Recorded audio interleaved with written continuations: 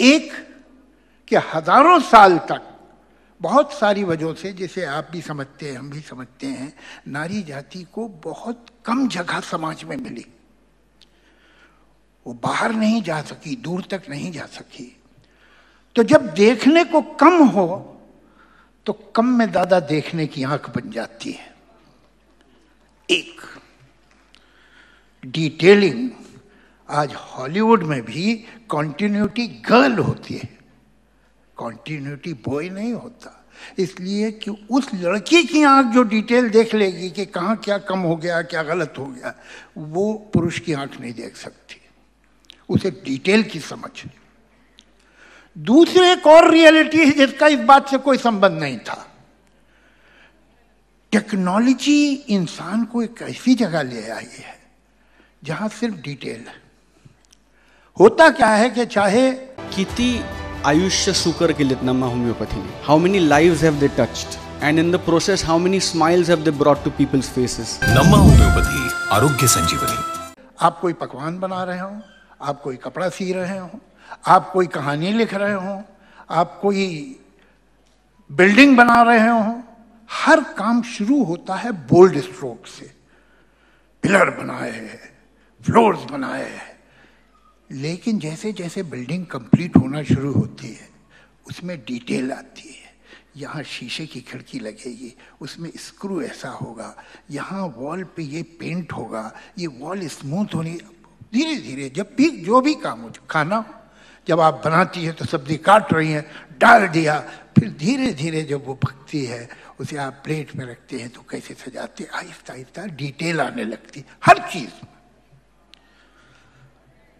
आज साइंस ने तरक्की कर ली है कि वॉर भी फेदर टच बटन से लड़ी जाती है। तो वो जो ब्रॉन का, जो फिजिकल पावर का एडवांटेज पुरुष का था, वो तो जा चुका। कि कभी वो जहाज के चप्पू चलाता था, कभी घोड़ों पे बैठ के दूसरे मुल्कों में युद्ध करने चला जाता, तो वो सब खत्म हो गया। अब डिटेल और नुएंसेस चाहिए, और अननोइंगली, अनजाने में ये समाज कई हजार साल से इस औरत को इस काम के लिए तैयार कर रहा था। ये दो चीजें धीरे धीरे मिल रही हैं। आज आप जाइए मिनिस्ट्रीज में, मैं क्योंकि कुछ कॉपीराइट वगैरह का काम करता हूँ, एक IPRS एसोसिएशन है जिसका मैं चेयरमैन हूँ, तो मुझे जाना पड़ता है कुछ मिनिस्ट्रीज में। कई बार ऐसा हुआ कि उन्होंने कहा जी वो सेक्रेटरी हैं और जॉइंट सेक्रेटरी हैं और डिप्टी सेक्रेटरी, तीनों से आपको एक साथ मिलना पड़ेगा। तो मैं चला गया, तो वहाँ 3 महिलाएं बैठी हुई।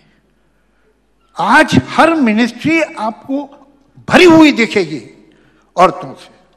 कॉर्पोरेट वर्ल्ड में चली जाइए, आज वो गवर्निंग बोर्ड पे अभी नहीं है, वो लास्ट ग्लास सीलिंग है जो टूटने वाली है और टूटेगी। लेकिन आज आपको हैरत नहीं होती कि CEO कोई औरत है, आज से 25 साल पहले होती थी। भरी हुई है। और एक फर्क है, मैं जाता हूँ कभी किसी ऑफिस में तो देखता हूँ एक लड़की सड़क हॉल को क्रॉस कर रही है पेपर हाथ में लिए हुए, उसकी चाल में एक बाउंस है, उसकी चाल में एक शक्ति दिखती, मुझे शौक दिखता है काम का। ये उसकी ड्यूटी नहीं है, ये उसकी प्रिविलेज है, वो इंजॉय कर रही है काम करना। उसके मुकाबले में उधर से वो जो लड़का आता है वो थका हुआ है, उसमें वो एनर्जी नहीं है, उसके लिए कोई बड़ी बात ही नहीं है, बरसों से हो रहा है या फिर करना पड़ रहा है, कर रहा है। उसने बंधन तोड़े नहीं है, इसलिए ये बंधन तोड़ के निकली है। और जब बंधन कोई तोड़ के निकलता है तो उसमें एक शक्ति होती है, वो शक्ति दिखाई देती है। तो आने वाला युग, जैसे एक ग्रीक सिविलाइजेशन थी, रोमन सिविलाइजेशन थी, इजिप्शियन सिविलाइजेशन थी, मिंग सिविलाइजेशन थी, वक्त के साथ वो बिखर गई। ये 5-6 हजार साल का सिविलाइजेशन है, मैन सिविलाइजेशन। अब उसके बिखरने का समय आ गया है और वो बिखरना शुरू हो चुकी है, और उसकी जगह वुमन सिविलाइजेशन अब अपीयर होगी। उसको रोक नहीं सकते। उसके बारे में कुछ लोग, जब से दुनिया बनी है वक्त का पहिया आगे चल रहा है, और हर समय कुछ लोग रहे हैं जो पहिए को उल्टा घुमाने की कोशिश करते रहते हैं। आज तक तो कभी कामयाब हुए नहीं, अब क्यों हो जाएंगे? पहिया आगे ही जाएगा। लेकिन इसके मतलब नहीं कि हम पहिए को धक्का न दें। सवाल यह है कि हम क्या कर सकते हैं, और खासतौर से एक महिला इसके लिए क्या कर सकती है। बहुत दूर तक आए हैं, बहुत दूर तक जाना है, अभी रास्ता आधा भी नहीं कटा है, इसमें खुश नहीं हो जाना चाहिए। मुझे याद पड़ता है कि चाइना में एक चिकन बनाने की डिश है। वो क्या करते हैं कि जैसे ही अंडे से चूजा निकला उसको एक लकड़ी के केस में बिठा देते हैं और फिर मेवा खिलाते हैं। फिर वो धीरे धीरे मोटा होने लगता है, फंसने लगता है उस केस में, तो उससे बड़े केस में बिठाते हैं, फिर उसे मेवा खिलाते रहते हैं, फिर उससे बड़ा, फिर उससे बड़ा, पूरा चिकन हो जाता है मोटा सा, लेकिन वो जिंदगी में हिला नहीं, वो केसेस के अंदर ही रहा है।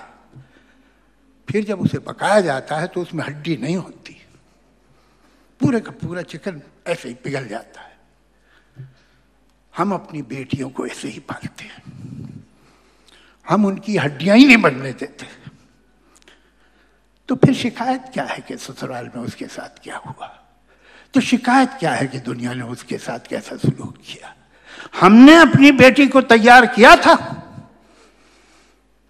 दुनिया के लिए, हमने उसे शक्ति दी थी, हमने उसको एम्पावरमेंट दिया था। समाज की ट्रेडिशन ये क्या कहेगा, वो क्या कहेगा, हमारी परंपरा ये है, हमारा रवाज ये है, इस चक्कर में आप अपनी बेटी को पावरफुल ही नहीं होने देते। कितनी लड़कियां इस समाज में वो बनती हैं जो लड़कियां यहां बैठी आप देख रहे हैं, इनके माता पिता ने इन्हें एम्पावर किया। क्या हम अपनी बेटियों को एम्पावर कर रहे हैं? ये बहुत अहम सवाल है। और अगर कर रहे हैं, मैं तो कभी अखबार में पढ़ता हूँ एक लड़की के साथ ये हो गया उसकी ससुराल में, मैं तो सबसे पहले माँ बाप को ब्लेम करता हूँ।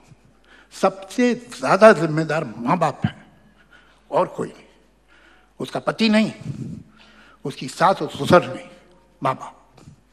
तुमने कैसी बेटी पाली थी जो इतनी दुर्दशा को सह सकी और चुप रही और जल गई?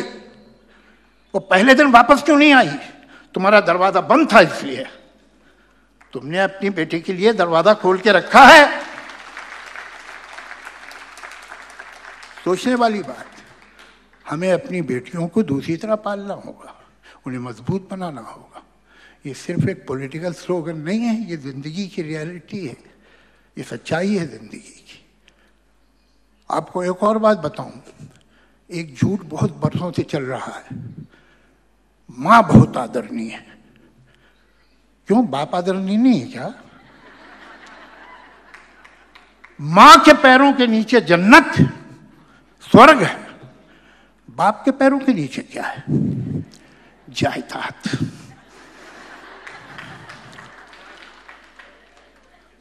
तो मां इस दुनिया में तो आपको कुछ दे नहीं सकती है, स्वर्ग तो कहीं और है अगर है तो, और मेरी माने तो है नहीं। ये एक love without respect and respect without empowerment is fake. आप जिससे मोहब्बत करते हैं, अगर आप उसकी इज्जत नहीं करते, आप जिसकी इज्जत करते हैं उसे पावर नहीं देते, तो सब झूठ, सब बहानेबाजी।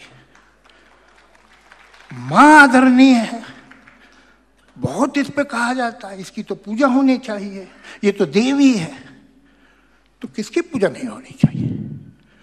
इस सवाल का एक परछाई भी तो है, साया है, वो जो मां नहीं है। और किसकी मां की इज्जत होनी चाहिए? मेरी मां की, और मेरे बच्चों की मां की। और मेरी मां की इज्जत कब से शुरू होनी चाहिए? मैं 17 जनवरी को पैदा हुआ था, 16 जनवरी को आदरणीय थी कि नहीं थी, या 17 को हुई? ये फ्रॉड है। हर औरत की इज्जत होनी चाहिए, मां ही की क्यों? हम इसलिए नहीं कहते कि बाप आदरणीय है, इसलिए कि हर पुरुष आदरणीय, उसमें कहने वाली क्या बात? यहां हमने एक सेलेक्ट कर ली है और बाकियों को छोड़ दिया। और ये मां भी कमाल क्या है, कि ये माँ बचपन में बच्चा वाकई माँ से बहुत मोहब्बत करता है, इसलिए कोई देखता है कि माँ के साथ क्या हो रहा, और माँ से उसका जुड़ा हुआ है नसीब, तो उसे मन में माँ के लिए एक प्रेम होता है जो सच्चा, और उसके मन में एक कंपैशन माँ के लिए होता है, और ये अरमान होता है कि बड़े होकर मैं अपनी माँ की सेवा भी करूँगा और उसे दुनिया से बचाऊंगा भी। लेकिन बड़े होकर वो मर्द हो जाता है, तो अब उसे दूसरी औरतों पे तो जुल्म करना है ना, तो वो अपनी माँ को एक कैरेट बना लेता है और अपनी बीवी के सामने लटका देता है। तुम वैसी दाल नहीं बना सकती हो जैसे मेरी माँ बनाती थी। आज तक कोई बहू अपनी सास से बेहतर दाल बना ही नहीं सकी। 4000 साल से हिंदुस्तान में खाने का स्टैंडर्ड नीचे आ रहा है। इस फ्रॉड से बाहर निकलिए। मां देवी नहीं है, इंसान है, और इंसान है तो तुम्हें उसे ह्यूमन राइट्स देने होंगे। देवी बना के उससे सारी सैक्रिफाइसेस मत करवाओ कि तुम्हारा धर्म है हमारे लिए बलिदान देना, और हमारा कोई ऐसा धर्म नहीं है। ये सब इन गलत फहमियों से, इस भ्रम से हमें बाहर निकलना होगा। और बाहर निकलने के लिए बाकी सब तो हो रहा है और बहुत अच्छा हो रहा है, लेकिन ये जो छोटा सा घर है इसमें आप पर 2 जिम्मेदारियां हैं अगर आप एक सर्टेन उम्र तक पहुंच गई। एक, आपकी बेटी, आप उसे कैसे पालती हैं। दूसरे, एक और बेटी है जो आपके हवाले की गई है, आपके शरण में दी गई है, जिसका नाम है आपकी बहू। उससे आपका सलूक क्या है, इससे तय होगा कि जहां तक नारी जाति को पहुंचना है कितने दिन में पहुंचेगी। धन्यवाद। विकासाचा ध्यास म्हणजे